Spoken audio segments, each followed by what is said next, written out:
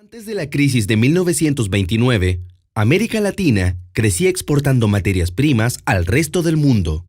Pero la crisis lo cambió todo. Los países de América Latina se encontraron en un grave problema. La demanda mundial de sus productos cayó dramáticamente, poniendo fin al modelo de exportación primaria de la llamada primera globalización. Los países industrializados ya no necesitaban los bienes primarios para sus fábricas, que estaban paralizadas, ni muchos de los alimentos que ya no podían permitirse en sus mesas. El problema no era solo que se vendiera menos cantidad de productos, sino que se produjo una caída general de precios que afectó más a los bienes exportados que a los importados. Este encarecimiento relativo de las importaciones, sumado a la reducción de los volúmenes exportados, tuvo un efecto tremendo sobre la región. Cayeron fuertemente los ingresos, hubo déficit fiscales y se paralizaron las importaciones. Durante esta etapa, el economista argentino Raúl Prebisch estaba en importantes puestos de gobierno intentando capear el temporal. Esta experiencia en un contexto de crisis lo llevó a reflexionar sobre lo que había ocurrido.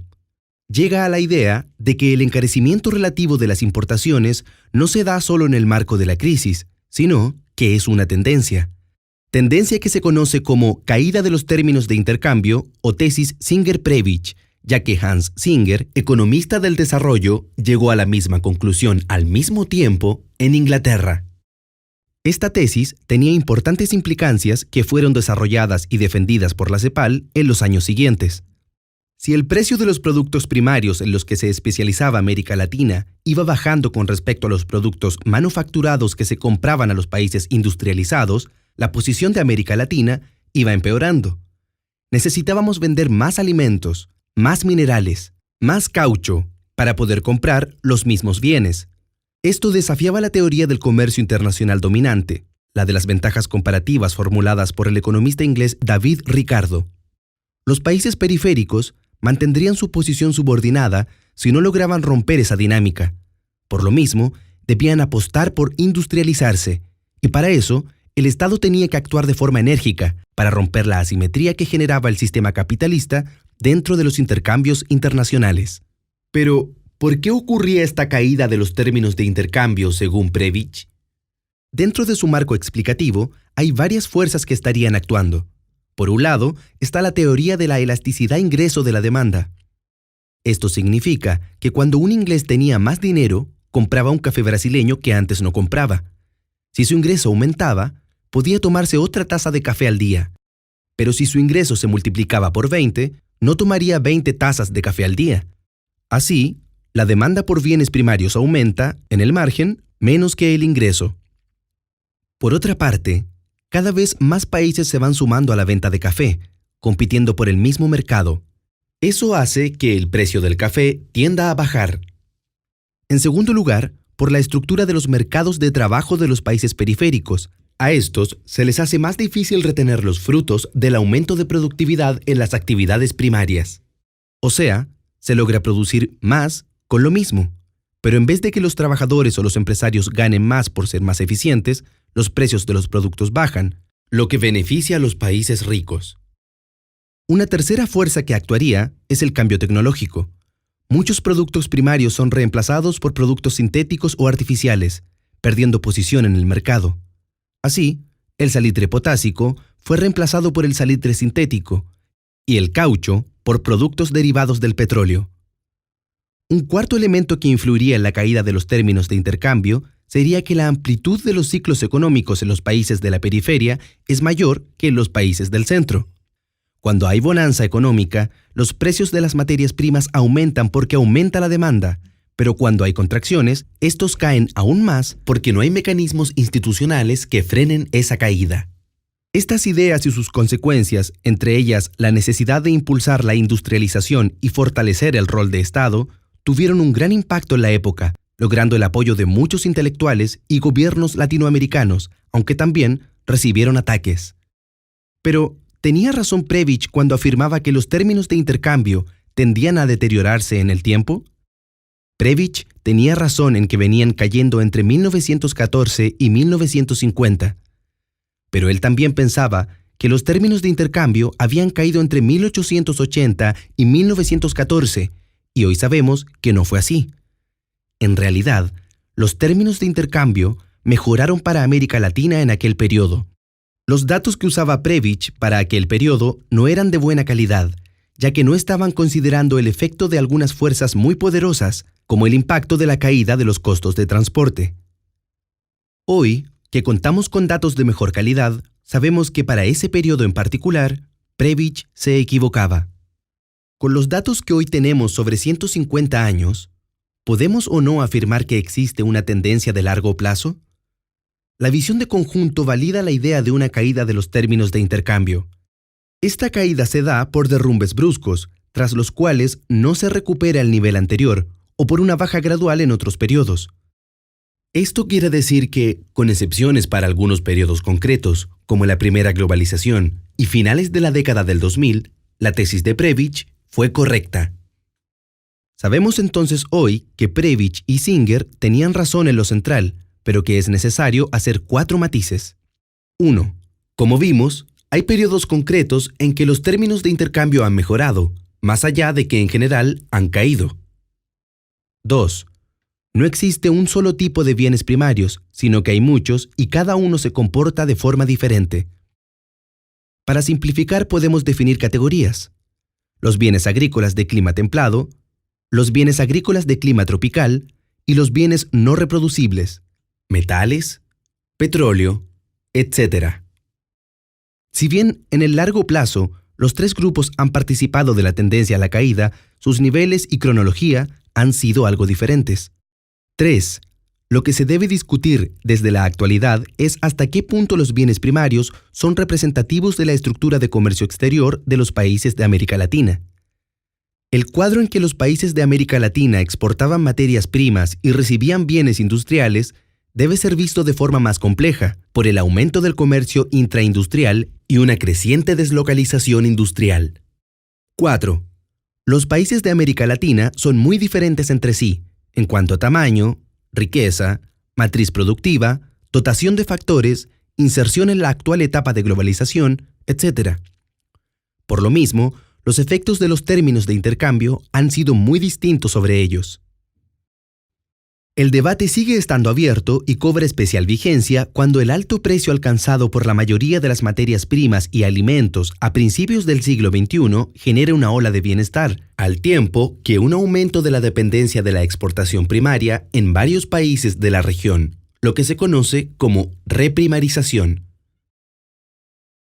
Mientras que es aún prematuro concluir que la tendencia al deterioro de los términos de intercambio se ha revertido permanentemente, sí se reafirma la idea de la alta volatilidad y carácter cíclico de los precios. En un nuevo escenario internacional, con reconfiguraciones del centro y la periferia, reaparecen igualmente los problemas vividos en el pasado. El impacto de estos ciclos en la distribución del ingreso y la riqueza, el impacto sobre la especialización productiva y la llamada heterogeneidad estructural, el impacto sobre las políticas públicas y su estabilidad. Hoy, como en el pasado, se impone el estudio riguroso de los hechos históricos y enfrentar los desafíos del desarrollo latinoamericano que siguen estando presentes. Superar la limitada diversificación productiva y la heterogeneidad estructural. Promover un desarrollo con equidad cimentado en los cambios en la estructura productiva y transformar las formas de inserción de América Latina en el orden mundial. Para estas tareas, los aportes y la tradición de Prebisch y la CEPAL mantienen plena vigencia. El modelo ISI, modelo de industrialización por sustitución de importaciones, es un modelo de desarrollo que busca reemplazo de bienes importados por bienes producidos localmente. Las políticas económicas derivadas del modelo ISI fueron aplicadas principalmente durante las décadas de 1950 y 1960 en América Latina. Objetivos del modelo ISI. Los principales objetivos del modelo ISI fueron: aumentar el empleo local, lograr una menor dependencia de los mercados extranjeros y de su volatilidad, mejorar los términos de intercambio. Los principales objetivos del modelo ISI fueron: aumentar el empleo local, lograr una menor dependencia de los mercados extranjeros y de su volatilidad, mejorar los términos de intercambio. Política económica. A nivel de política económica, el modelo ISI significó aplicación de barreras arancelarias y no arancelarias a las importaciones, intervención en los mercados cambiarios para mantener un tipo de cambio artificialmente alto. El tipo de cambio alto encarece las importaciones y favorece las exportaciones en el corto plazo. Producción estatal en sectores considerados clave. Financiamiento a sectores compatibles con el modelo ISI. Resultados del modelo ISI. La evaluación de los resultados de la aplicación del modelo ISI en los diversos países es variada y controversial. Algunos economistas e historiadores resaltan que llevó a un aumento del empleo, nacimiento de sectores industriales nacionales, ahorro de divisas y disminución de la influencia y dependencia del extranjero. Otros investigadores recalcan que el modelo ISI condujo a elevados precios de bienes manufacturados, ineficiente asignación de recursos, pérdida de oportunidades de exportaciones, monopolios estatales ineficientes, saldos comerciales negativos y endeudamiento externo. Además, la posterior apertura de la economía llevó al cierre de empresas creadas durante el periodo de la aplicación del modelo ISI, debido a su incapacidad para competir con empresas extranjeras, ya sea por su menor escala o por desventajas comparativas o competitivas. El periodo agroexportador y los primeros elementos de la sustitución de importaciones se generaron a partir de 1950, en el cual se promulga una ley para aumentar la protección arancelaria, como parte de las medidas proteccionistas a la industria colombiana.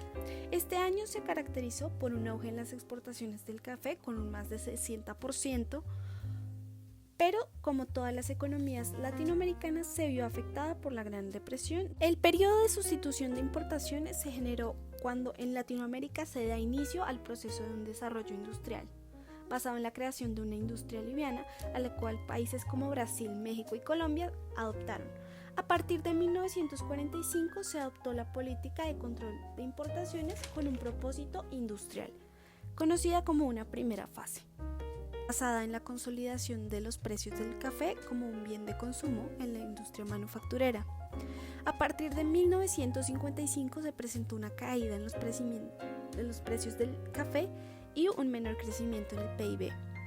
En 1959 se buscó adoptar una nueva estructura arancelaria proteccionista. El modelo de promoción de exportaciones se presentó a finales de los 50 e inicios de los 60. La economía se encontraba restringida por la crisis. Plan Vallejo, en la cual se crean zonas francas en las cuales las industrias podían exportar e importar con un 0% de arancel. También se creó el Fondo de Promoción de Exportaciones, conocido como Proexpo. En 1967 a 1974 la industria manufacturera presentó altas tasas de crecimiento, con tasas superiores al 6% anual. A partir de 1975, el sector industrial empezó a perder el liderazgo en el progreso. Periodo de reestructuración industrial. A partir de 1985 a 1990, la economía genera un ajuste macroeconómico. Desde 1987 a 1989 se generó una protección arancelaria y finalmente la apertura económica. A finales de 1989, el gobierno de Virgilio Barco había planteado un programa de desgravación anual con un nuevo modelo económico basado en la internacionalización de la economía que buscaba mantener la protección de la industria. Sin embargo, es a partir de 1991 con el gobierno de César Gaviria que se presentó una liberalización de la economía. A partir de 1994 se presentó una segunda fase en el proceso de apertura, que fue la promoción de proyectos industriales, adaptando nuevas tecnologías